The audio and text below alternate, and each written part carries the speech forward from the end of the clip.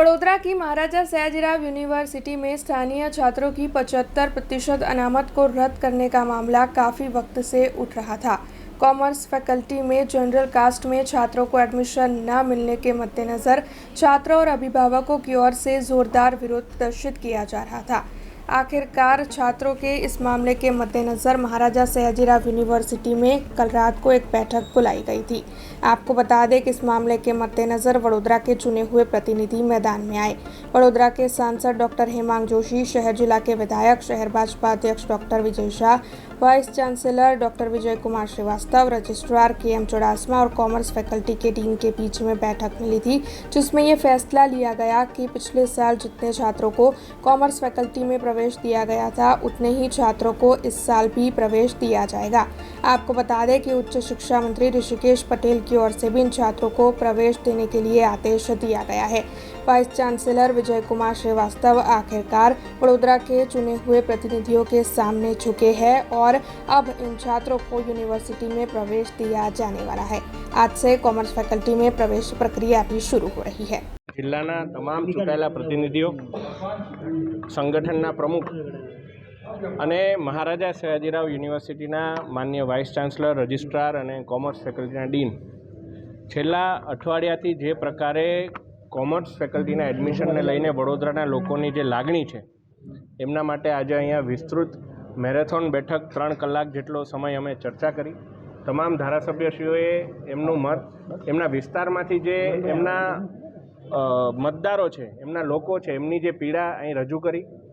VC સાહેબે પણ જે યુનિવર્સિટી દ્વારા શું થઈ શકે એ બાબતે એમની વાત મૂકી અને સાથે મળી હાલ પૂરતું એ બાબત ઉપર અમે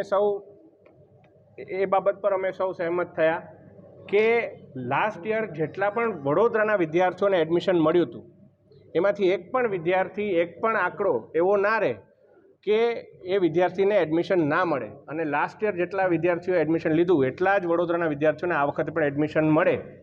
આના માટે માનનીય મંત્રીશ્રીએ પણ ખૂબ પ્રોત્સાહક બાબત વડોદરા માટે એવી કહી કે જો એડમિશનને લઈને મહારાજા સયાજીરાવ યુનિવર્સિટીમાં કોઈપણ પ્રકારના માળખાકીય સુવિધાનો અભાવ હોય એ સુવિધા પણ સરકારશ્રી એને ઊભી કરવા માટે ગ્રાન્ટ પણ ફાળવશે એવું માનનીય ઉચ્ચ શિક્ષણ મંત્રી શ્રીમાન ઋષિકેશ પટેલજીએ પણ અમને આદરણીય બાળકૃષ્ણ શુક્લજી આપણા વિધાનસભાના દંડક છે એમને એ બાબતની બાંહેધરી આપી છે। પરંતુ વડોદરાની જનતાને એ બાબત જણાવવાનું આવે છે કે આ જે મીટિંગ છે તમામ ચૂંટાયેલા પ્રતિનિધિઓએ ખૂબ સારા વાતાવરણમાં પોતાના જનતાની વાત મૂકી છે અને એનો એક મહદઅંશે સુખદ અંત પણ આવ્યો છે।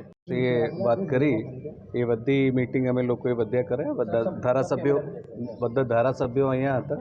એમની હાજરીમાં માનનીય સાંસદ સદસ્યશ્રી દંડકશ્રીની ઉપસ્થિતિમાં મીટિંગ થઈ।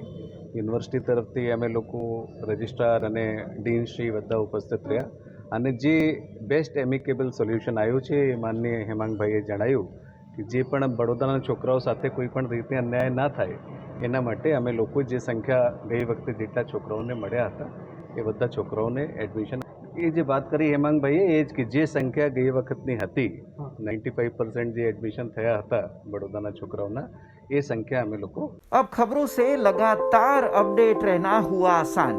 BRG न्यूज आपके मोबाइल स्क्रीन पर आज ही BRG न्यूज की mobile app Google play store और ऐप स्टोर से डाउनलोड करें और खबरों से लगातार जुड़े रहें।